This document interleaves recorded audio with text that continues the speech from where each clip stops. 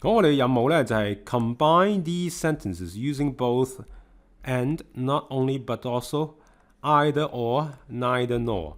我哋咧用一啲啲咁嘅paired conjunction 去連接咧我哋以下呢啲句子。第一句係 The leopard face extinction, the tiger faces extinction。leopard 都係豹啦嚇 The leopard faces extinction, the tiger faces extinction。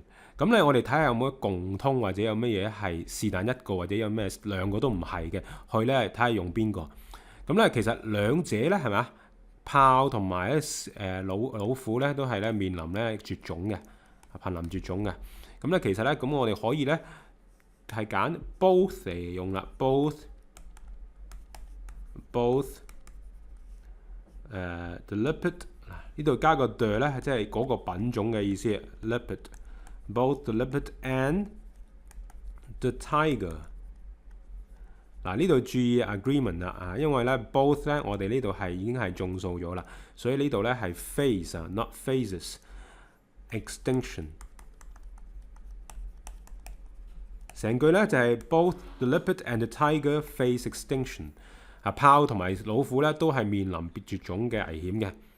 OK， 跟住啦呢句啦 ，Her roommates don't know where she is. Her brother doesn't know where she is。佢嘅室友咧，即係同房啦，可能係大學同房嘅一啲朋友咧、同學咧，係唔知道佢嘅行蹤，唔知道佢喺邊。佢嘅兄弟咧，亦都唔知道佢嘅行蹤喺邊。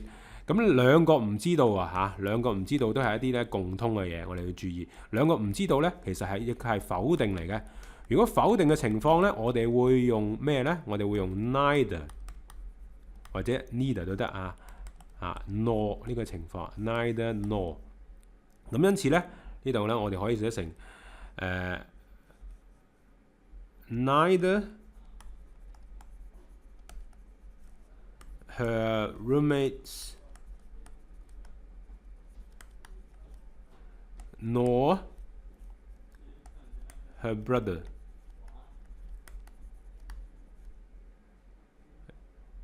doesn't 由於兩個都唔知咧，我哋用最近嗰個做 agreement doesn't know where she is. Neither her roommates nor her brother doesn't know where she is. OK， 好啦，咁跟住第三句啦。According to the news report, it will snow tonight or it will rain tonight。呢度注意有 common 嘅 subject， 咁所以我哋要揀化去嘅喎。第二個情況咧就係 will rain、will snow 同埋 or 啦。呢啲咁嘅證據，即係話是但一樣嘅，一係會落雪，一係會落雨。呢兩樣咧根本係唔會同時發生嘅，係咪先？落雨同落雪係唔會同時發生，一係就雪，一係就雨。咁雖然有雨雪呢樣嘢嘅sleet 有雨雪呢樣嘢嘅，咁但係咧都咧呢度並不排除咧係兩個唔會同時發生嘅。所以咧我哋可以寫成咁啦呢句 According to the news report, it will either snow or rain tonight. Okay, according to the news report, it will either snow or rain tonight. Okay， 一係落雨，一係落雪。好啦，今日就咁多。Thanks for watching.